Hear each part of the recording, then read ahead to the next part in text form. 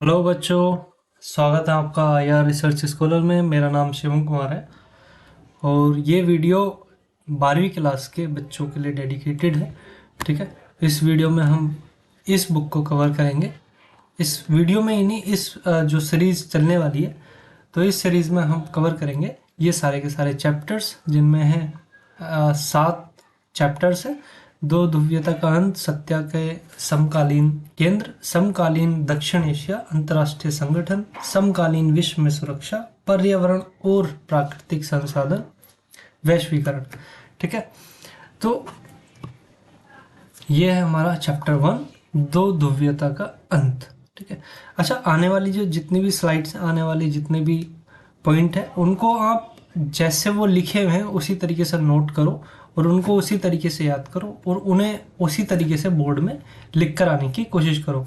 आप point two point लिख कर आओगे, ज़्यादा मिला जुला कर नहीं लिखोगे तो एग्जामिनर को क्लियरली समझ आएगा कि आप कहना क्या चाहते हो। तो कोशिश करो पॉइंट में अपना आंसर देने की। ठीक है, तो शुरू करते हैं चैप्टर 1, दो ध्रुवीयता का अंत। पहले ये समझ लीजिए दो ध्रुवीयता है क्या। ठीक है, दो ध्रुवीयता, दो ग्रुप हैं बेसिकली। एक ग्रुप है सोवियत संघ, दूसरा ग्रुप है अमेरिका और उसके साथी देश। ठीक है, ये दो ध्रुवीयता है। अच्छा, दो ध्रुवीयता का अंत कैसे होता है? दो ध्रुवीयता का अंत ऐसे होगा कि कोई एक ग्रुप खत्म हो जाएगा, और हमारे केस में खत्म कौन सा ग्रुप हुआ? सोवियत संघ। ठीक है, तो सोवियत संघ के बारे में देखते हैं। दो ध्रुवीयता का अंत की शुरुआत कैसे हुई?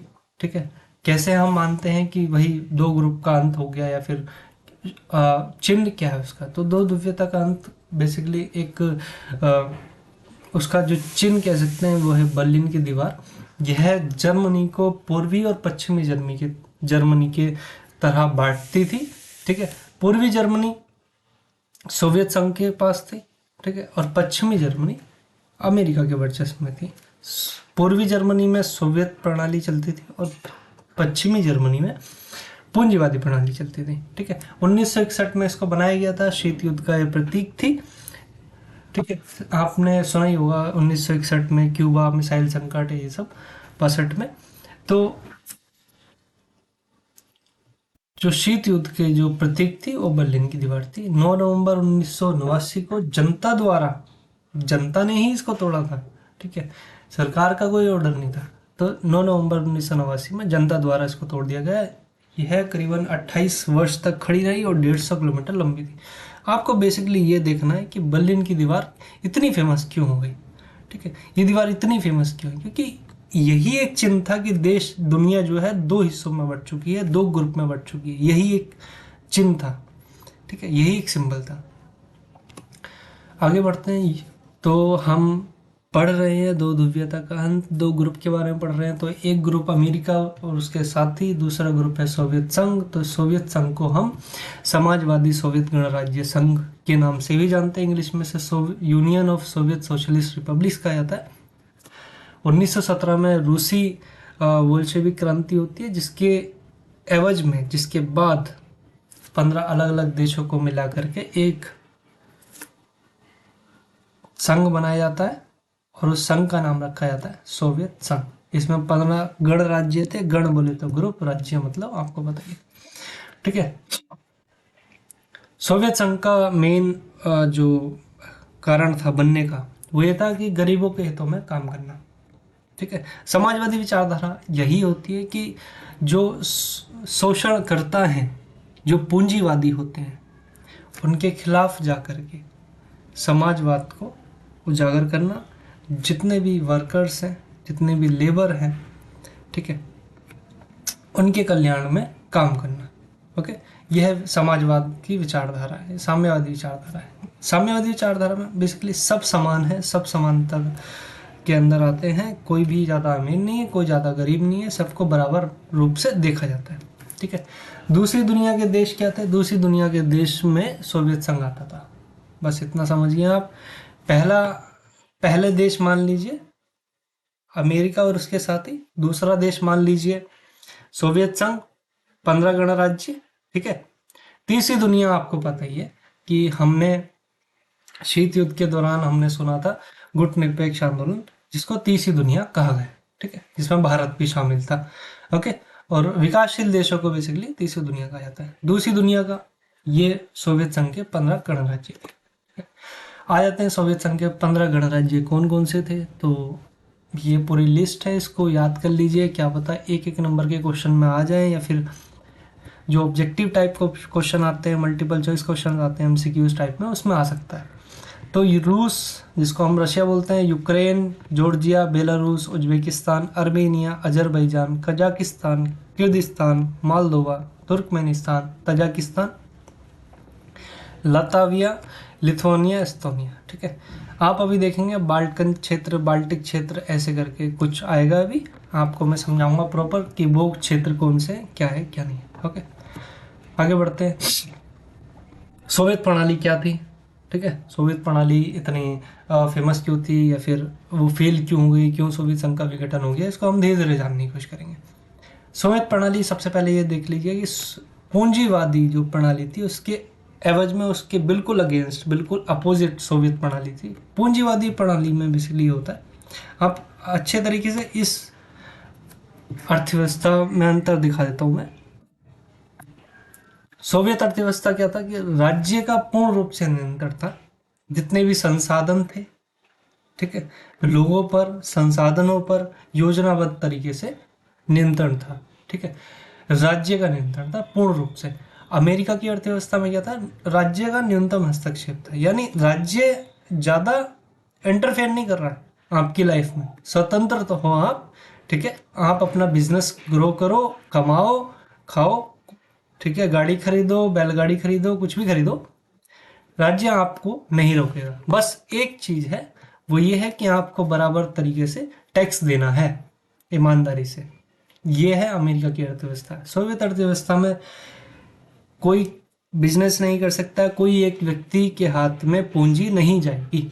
ठीक है, किसी भी पूंजी का अस्तित्व एक व्यक्तिगत हाथ में नहीं हो सकता। ओके, अच्छा, सोवियत अर्थव्यवस्था कैसी थी? योजनाबद्ध अर्थव्यवस्था थी।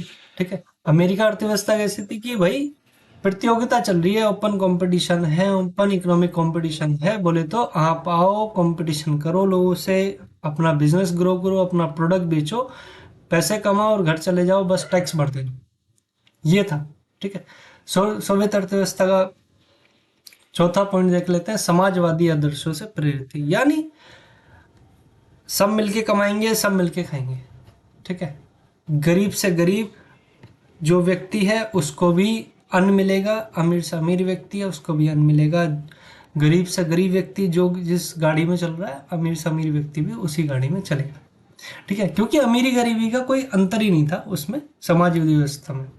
ठीक, क्योंकि समाजवादी में यह था कि सरकार द्वारा ही चीज़ें प्रोवाइड की जा रही हैं आपको, सरकार द्वारा ही अन्न दिया जाएगा, गेहूं, चावल, दाल दिया जाएगा।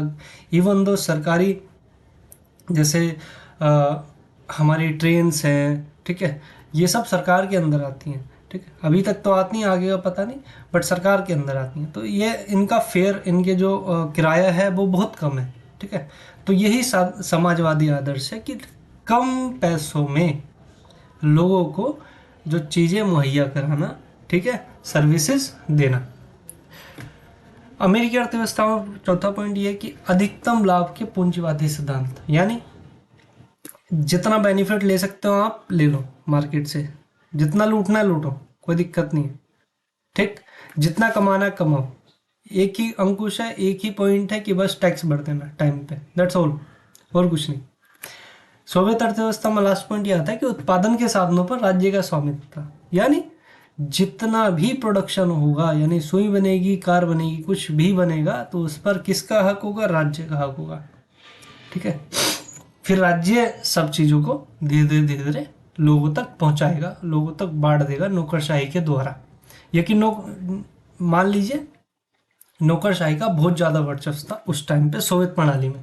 ठीक है, अमेरिका के अर्थव्यवस्था में क्या था? उत्पादन के साधनों पर बाजार का नियंत्रण था। भाई बाजार आ रहा है, बाजार मतलब मार्केट, वो तय करेगा। ठीक है, सरकार का कोई इंटरफेरेंस नहीं है, बाजार में कंपटीशन होगा, आपस में प्राइस लगाया जाएगा, दाम लगाया जाएगा, उसमें खरीदना है, बेचना है, जो करना है करो, कोई दिक्कत नहीं। ठीक है, तो बेसिकली सोवियत प्रणाली आप समझ गए होंगे आर्थिक तौर पर। अब राजनीतिक तौर पे भी समझ आ देता हूँ। राजनीतिक तौर पर यह था कि कम्युनिस्ट पार्टी का दबदबा था, ठीक, और न्यूनतम जीवन स्तर की सुविधा, बेरोजगारी ना होना। बेरोजगारी तो हर एक देश में होती है, लेकिन फिर भी जो लोग थे उनको कम दामों पर चीज़ें मुहैया कराई जा रही थी, इसकी वजह से ज़्यादा उनको फर्क पड़ता नहीं था, ठीक है। उन्नत संचार प्रणाली थी, इंफॉर्मेशन जो डिस्ट्रीब्यूशन था बहुत तगड़ा था इनका, जितने भी इंफॉर्मेशन होती थी वो तुरंत लोगों तक पहुंच जाती थी, ठीक है। कई मामलों में गलत इन्फॉर्मेशन भी पहुंचाई जाती थी, गलत बातें भी पहुंचाई जाती थी कि सरकार अच्छा कर रही है बल्कि अच्छा नहीं कर रही है, तो भी सरकार अच्छा कर रही है, ऐसी बातें लोगों तक पहुंचाई जाती थी। उत्पादन के साधनों पर राज्य का पूर्ण रूप से नियंत्रण था सोवियत प्रणाली में, इतना हमें पता है। आगे बढ़ते हैं। मिखाइल गोर्बाचेव, ये जो आप फोटो देख रहे हैं चश्मे में इनकी, ये है, इनका नाम है मिखाइल गोर्बाचेव। अच्छा, मैंने जो फोटो लगाई है, फोटो लगाने का मेन जो कारण है वो ये है कि जब भी आप मिखाइल गोर्बाचेव का नाम सुनोगे टीचर के द्वारा या फिर आप बुक में पढ़ोगे तो आपको ये फ़ोटो याद आ जाएगी, ठीक है।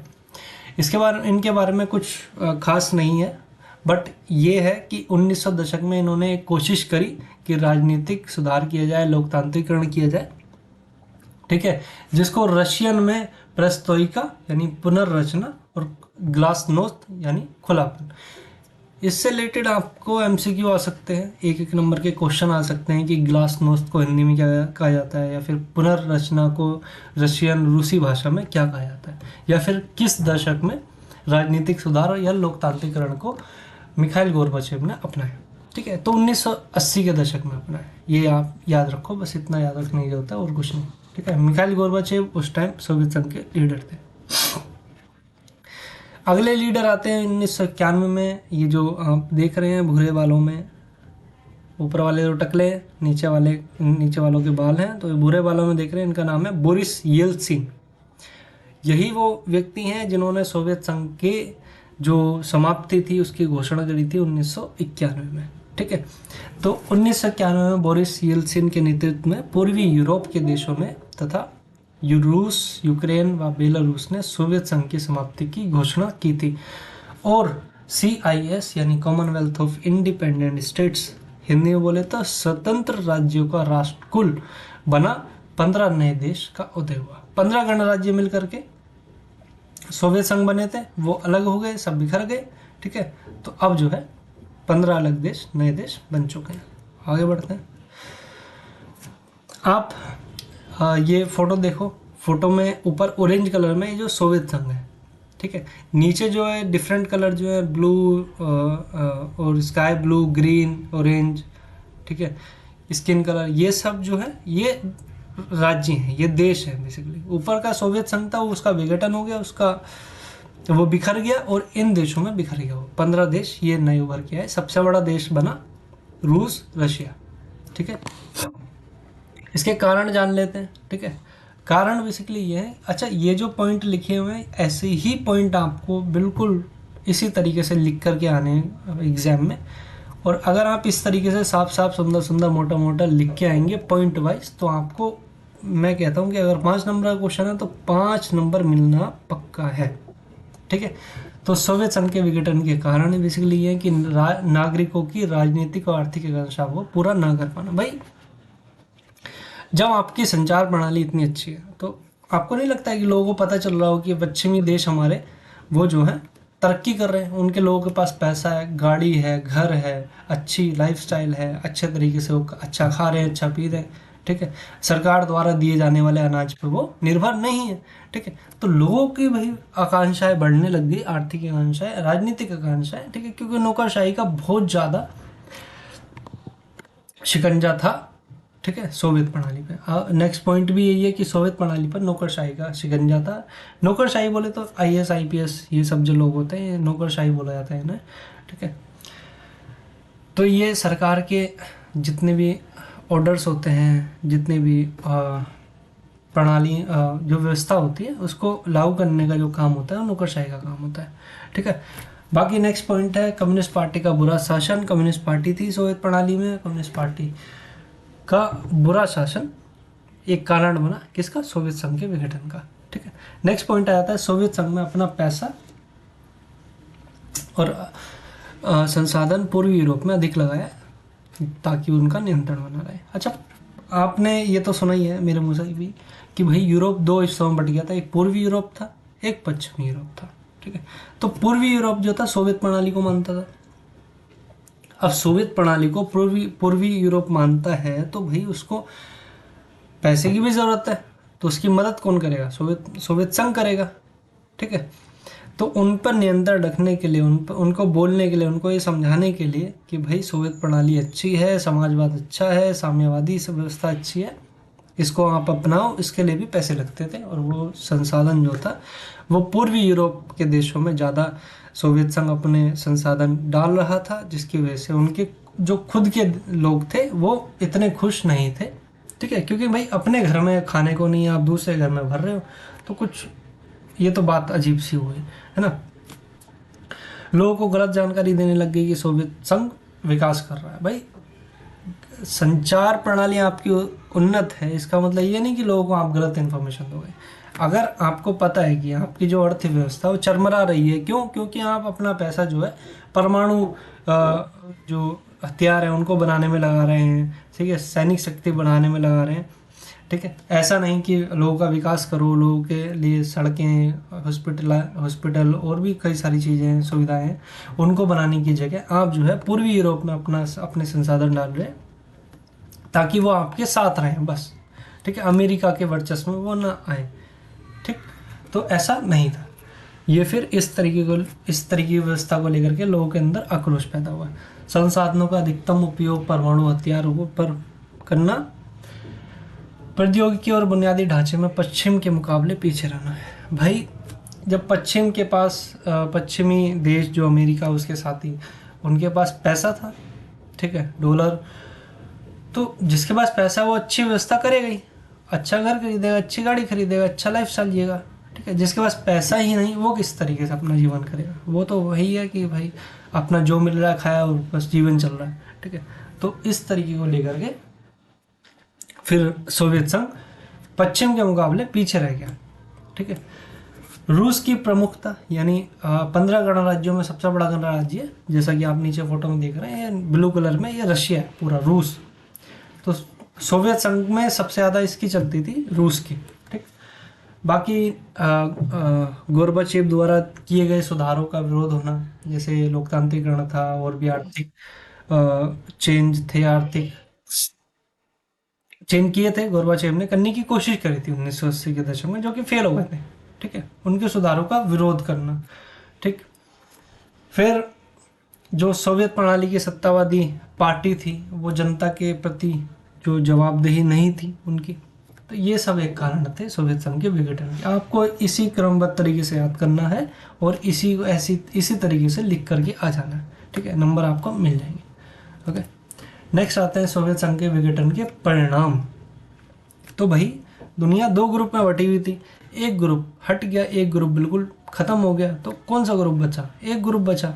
वो ग्रुप कौन सा है? अमेरिका और उसके साथी देश। ठीक है, तो शीत युद्ध का समाप्त हुआ, शीत युद्ध का संघर्ष समाप्त हो गया। शीत युद्ध हो किस में रहा था? अमेरिका में और सोवियत संघ में। सोवियत संघ खत्म तो शीत युद्ध खत्म। ठीक है, तो दूसरी दुनिया को भी, सोवियत संघ को दूसरी दुनिया कहा जाता था, तो दूसरी दुनिया भी खत्म हो गई। दो ध्रुवीयता का अंत हुआ, एक ध्रुवीयता की शुरुआत हो गई। एक ध्रुवीय विश्व बोले तो अमेरिका के वर्चस्व में पूरी दुनिया आ चुकी थी। अब एक अकेला एक ऐसा देश था जो कि दुनिया में सबसे ज़्यादा पावरफुल था, सबसे ज़्यादा ताकतवर था, पूंजीवादी देश था। ठीक है, हथियारों की होड़ की समाप्ति हो गई। सोवियत संघ का जो ग्रुप था, जो खेमा था, उसका अंत हुआ, 15 नए देशों का उदय हुआ। ठीक है, जो विश्व बैंक, अंतर्राष्ट्रीय मुद्रा कोष, IMF बोलते हैं, इंटरनेशनल मॉनेटरी फंड, वैसी जो संस्था थी, ठीक है, वो देशों के सलाहकार बन गई। रूस सोवियत संघ का उत्तराधिकारी बना दिया गया। रूस यानी रशिया, सोवियत संघ ने जितनी भी संधियां करी थी, अब उन सब संधियों को रशिया को मानना था। ठीक है, और सोवियत संघ के सारे संसाधन भी लगभग सबसे ज़्यादा रशिया को दे दिए गए। ठीक है, आगे देख लेते हैं कि उदारवादी लोकतंत्र का महत्व बढ़ा। ठीक है, समाजवादी विचारधारा पर प्रश्न चिन्ह उठा। भाई जब समाजवादी विचारधारा पर आधारित सोवियत संघ का ही विघटन हो गया, और उसका विघटन होने का मेन कारण ये था कि समाजवादी विचारधारा थी आपकी, कि आप लोगों को अपना बिजनेस नहीं करने दे रहे हो, लोग अपने खुद नहीं कमा पा रहे हैं ज़्यादा, ठीक है, अपना विकास खुद नहीं कर पा रहे हैं, तो ऐसे कैसी व्यवस्था है। ठीक है, तो पूंजीवादी उदारवादी व्यवस्था का वर्चस्व होने लग गया, यानी अब जो है अमेरिका की जो विचारधारा थी, अमेरिका की जो पूंजीवादी व्यवस्था थी, उसका वर्चस्व हो गया। ठीक है, बाकी सब देशों ने पूंजीवादी व्यवस्था की तरफ देखना शुरू कर दिया। क्यों? क्योंकि सोवियत संघ की जो व्यवस्था थी, वो साम्यवादी व्यवस्था, समाजवादी व्यवस्था, वो फेल हो चुकी थी, वो विफल हो चुकी थी। ठीक है, विकासशील देशों की घरेलू राजनीति में अमेरिका को हस्तक्षेप करने का अधिक अवसर मिल गया। कम्युनिस्ट विचारधारा को धक्का लगा। ठीक है, विश्व के महत्वपूर्ण संगठनों पर अमेरिका का प्रभुत्व होने लगा, IMF, वर्ल्ड बैंक, ये सब। ठीक है, बहुराष्ट्रीय कंपनियों को भारत एवं अन्य विकासशील देशों में अनियंत्रित प्रवेश की सुविधा मिली। ठीक है, तो अमेरिका का वर्चस्व हो गया यहाँ पर, अमेरिकन वर्चस्व हमने पहले ही पढ़ा है। आगे देख लेते हैं एक ध्रुवीय विश्व। यहाँ फोटो देख रहे हो, ये विश्व है, दुनिया है, और पीछे जो इनके लगा हुआ है वो है अमेरिका का फ्लैग। यानी एक ही देश ऐसा बचा जिसका पूरी दुनिया में वर्चस्व था। पढ़ लेते हैं। विश्व में एक महाशक्ति का होना, तो एक ध्रुवीय विश्व बोलेगा, एक महाशक्ति है, वो है अमेरिका। 1991 में सोवियत संघ का विघटन हो गया, जिसकी वजह से एक ध्रुवीय विश्व की स्थापना हुई। ठीक है, अमेरिकी वर्चस्व को चुनौती देने वाला कोई और देश नहीं था, रशिया भी नहीं था उस टाइम पे। ठीक है, अभी भी नहीं है, अब तो चाइना है। खैर, चाइना अमेरिकी वर्चस्व को टक्कर दे रहा है, लेकिन अब बहुध्रुवीय विश्व आ चुका है। एक तरफ अमेरिका को टक्कर देने के लिए चाइना है, चाइना को टक्कर देने के लिए इंडिया है, इंडिया को टक्कर देने के लिए रशिया है, रशिया को टक्कर देने के लिए अमेरिका है। तो बहुध्रुवीय विश्व बन गए, बहुत सारे देश ऐसे बन गए जो अमेरिका को टक्कर दे पा रहे हैं, देंगे। आने वाले समय में ऐसा हुआ कि अमेरिकी वर्चस्व खत्म हो जाएगा। ठीक है, तो विश्व में पूंजीवादी अर्थव्यवस्था का बोलबाला हो गया, समाजवादी अर्थव्यवस्था सफल हो गई। अमेरिका का सैन्य खर्च और सैन्य प्रौद्योगिकी की गुणवत्ता इतनी अच्छी थी कि विश्व में कोई भी देश उसको चुनौती नहीं दे सकता था। अंतर्राष्ट्रीय मुद्रा कोष, विश्व बैंक जैसी अंतर्राष्ट्रीय संगठनों पर भी उसका वर्चस्व था। उसकी जीन्स, कोक, पेप्सी अंतर्राष्ट्रीय आदि विश्व संस्कृति पर हावी होने लगे। तो भाई सांस्कृतिक वर्चस्व तो हमने सुना ही होगा कि हम अमेरिका की तरह वेस्टर्न कल्चर हम फॉलो कर रहे हैं, अमेरिका की तरह कपड़े पहन रहे हैं, कोट पैंट और जीन्स, कोक पी रहे हैं, बर्गर खा रहे हैं, पेप्सी पी रहे हैं, ठीक है, पिज़्ज़ा खा रहे हैं। तो ये सब बेसिकली पश्चिमी संस्कृति का पार्ट है। शॉक थेरेपी क्या थी? अब बताइए। शॉक थेरेपी ये थी कि उसका इसका जो शाब्दिक अर्थ ही है कि आघात पहुंचाकर उपचार करना। ठीक है, अब मैं इसको अपने जो लेमन भाषा में उसमें बता देता हूँ। भाई आपको एक मछली है, वो पानी में तैरती है, समुद्र में तैरती है, उसको बोला जाए चलो हम तुम्हें समुद्र में ही तैराएंगे, लेकिन हम रेत के समुद्र में तैराएंगे तुम्हें, यानी रेगिस्तान में तैराएंगे। दोनों तो समुद्र ही है। ठीक है, तो क्या हुआ, साम्यवादी व्यवस्था चल रही थी बाकी देशों में, 15 गणराज्य में, और बाकी देश जो थे। अब क्या हुआ कि उनको बोला गया, वो जो विश्व बैंक, अंतर्राष्ट्रीय मुद्रा कोष, ये जो ग्रुप है, इन्होंने बोला कि आप साम्यवाद से हट करके पूंजीवाद की तरफ आओ। ठीक है, अपना जो मॉडल है वो चेंज करो। ठीक, अब आप बोल रहे हो कि भाई मछली तैर रही है समुद्र में, पानी के अंदर, और रेत के समुद्र में आप उसको तैराना चाह रहे हो। तो ये एक शौक था, बिल्कुल सडन चेंज था, बहुत तगड़ा चेंज था कि लोगों को आदत हो चुकी थी कि सरकार के ऊपर निर्भर रहने की। ठीक है, लोग नहीं कुछ कर पा रहे थे। अब क्या हुआ, अब लोगों को खुद कुछ करना है, सस्ते दाम पर चीज़ें नहीं मिलेंगी आपको, तो लोग बिल्कुल एक लोगों के लिए शौक ही है।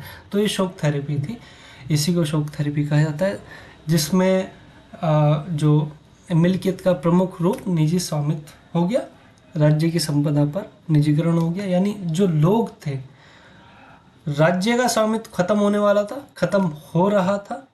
ठीक है, राज्य का अधिकार खत्म हो रहा था, और व्यक्ति को अधिकार जो संसाधन थे उन पर बढ़ रहा था। ठीक है, सामूहिक फार्म को निजी फार्म में बदल दिया गया, पूंजीवादी पद्धति से खेती की जाने लगी, मुक्त व्यापार व्यवस्था को अपनाना, मुद्राओं की आपसी परिवर्तनीयता, पश्चिमी देशों की आर्थिक व्यवस्था से जुड़ा पूंजीवादी अतिरिक्त किसी भी वैकल्पिक व्यवस्था को स्वीकार नहीं किया गया। ओके, अब जो था साम्यवादी व्यवस्था बची नहीं थी, ठीक है, वो ख़त्म हो चुकी थी। ख़त्म हो चुकी इन द सेंस उसका वो फेमस नहीं थी, उसको हम देख लिया था, उस पर अब क्वेश्चन मार्क उठ गया था, प्रश्न चिन्ह उठ गया था कि भाई वो चल पाएगी नहीं चल पाएगी। लेकिन पूंजीवाद तो बिल्कुल चल रही थी, ठीक है। अमेरिका धीरे धीरे और ज़्यादा ताकतवर हो रहा था पूंजीवादी व्यवस्था की तरफ। तो पूंजीवादी व्यवस्था के अलावा और कोई व्यवस्था दुनिया के पास रही ही नहीं, ठीक है।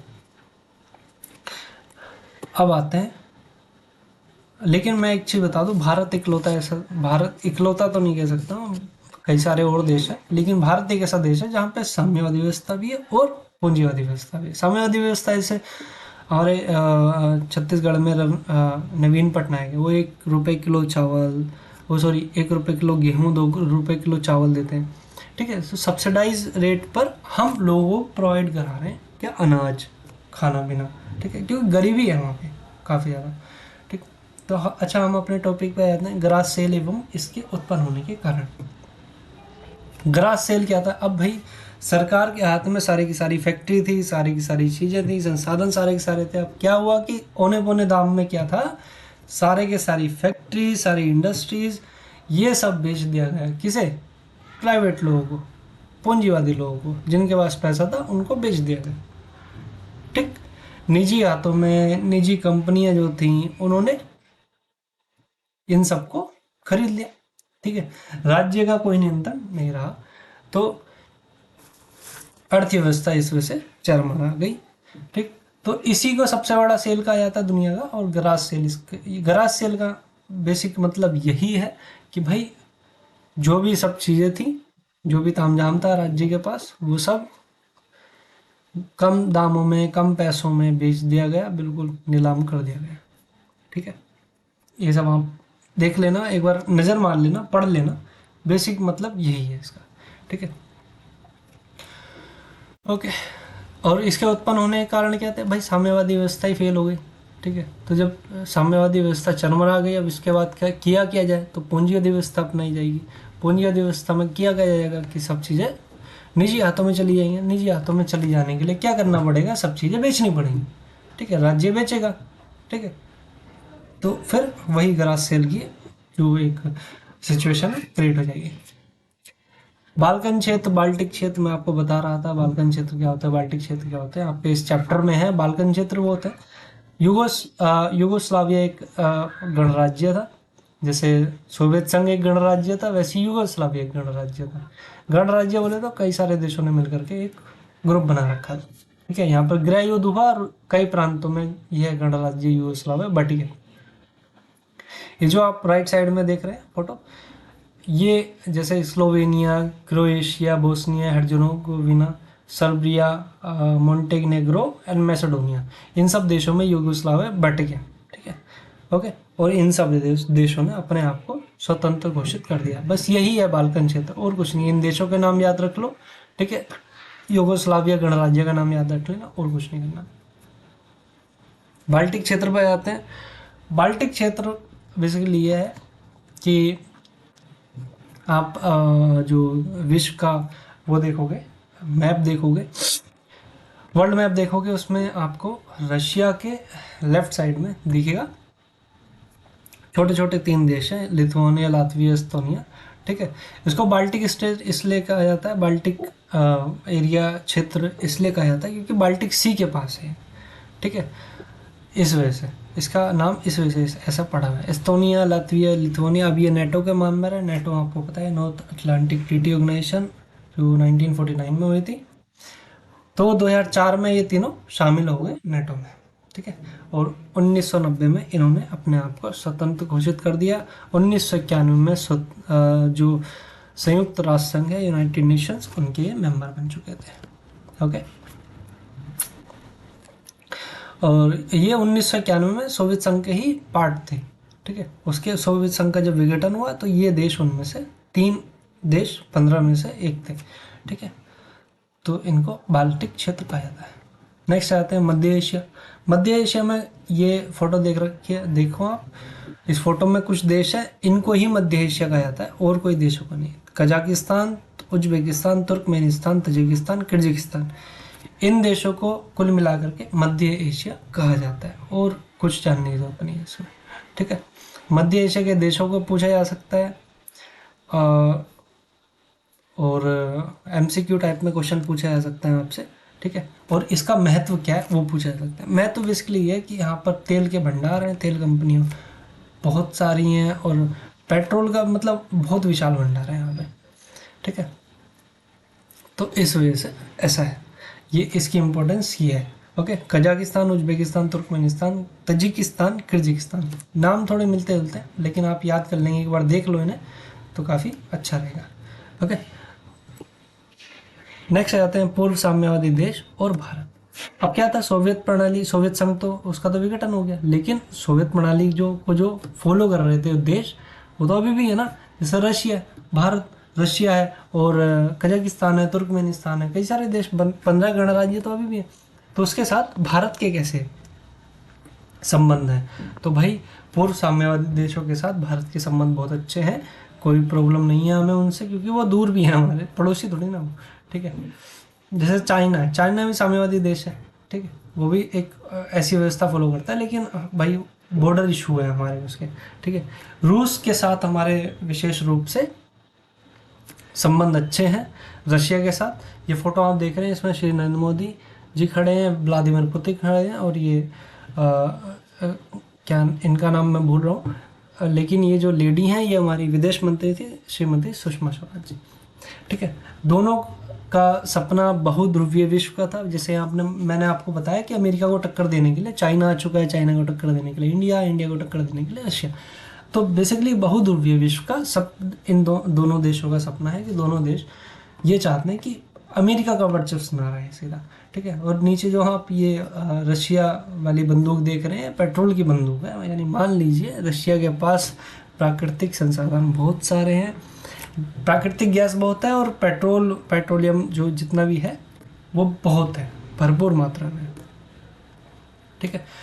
भारत रूस से तेल का आयात करता है और जो परमाणु योजना है हमारी और अंतरिक्ष योजना है उसमें भी रूस हमारी यानी रशिया हमारी मदद करता है, ठीक है। और कजाकिस्तान और तुर्कमेनिस्तान के साथ ऊर्जा आयात को लेकर के हम कोशिश कर रहे हैं कि वहाँ से पेट्रोलियम वगैरह ये सब हम इंपोर्ट कर सकें, ठीक है। पाकिस्तान बीच में आता है, वरना हम सीधा पाइपलाइन बिछा देंगे कजाकिस्तान तुर्कमेनिस्तान को, ताकि वहाँ से हम पेट्रोल वगैरह खरीद पाएंगे। फिर गोवा में दिसंबर 2016 में हुए ब्रिक्स सम्मेलन के दौरान रूस भारत के बीच 17वें वार्षिक सम्मेलन में भारत के प्रधानमंत्री नरेंद्र मोदी और रूस के राष्ट्रपति व्लादिमीर पुतिन के बीच रक्षा, परमाणु ऊर्जा, अंतर्राष्ट्रीय अभियान समेत आर्थिक संबंधों को बढ़ावा देने एवं उनके लक्ष्यों की प्राप्ति पर बल दिया गया, ठीक है। तो ये एक समिट था, ब्रिक्स समिट था। ब्रिक्स बोले तो Brazil, Russia, India, China, south Africa का एक ग्रुप है, ठीक है। 2016 में समिट हुआ था, तब की ये फोटो है, ओके। तो यहाँ पे आपका चैप्टर ख़त्म होता है, 33 मिनट्स की ये वीडियो है। तो thank you so much everyone, subscribe करो, शेयर करो और बस खाओ पियो मज़े करो। जो मैंने पढ़ाया है, जो पॉइंट लिखे हुए हैं उनको रट लो, याद कर लो और यही पॉइंट लिख के आओ। गारंटी है मेरी कि आप क्लियर कर लोगे, 95%, 95+ आपके आ जाएंगे बकायदा, ओके। पॉइंट में लिख के आना, सुंदर सुंदर, मोटा मोटा, साफ साफ। Thank you so much everyone, have a good day.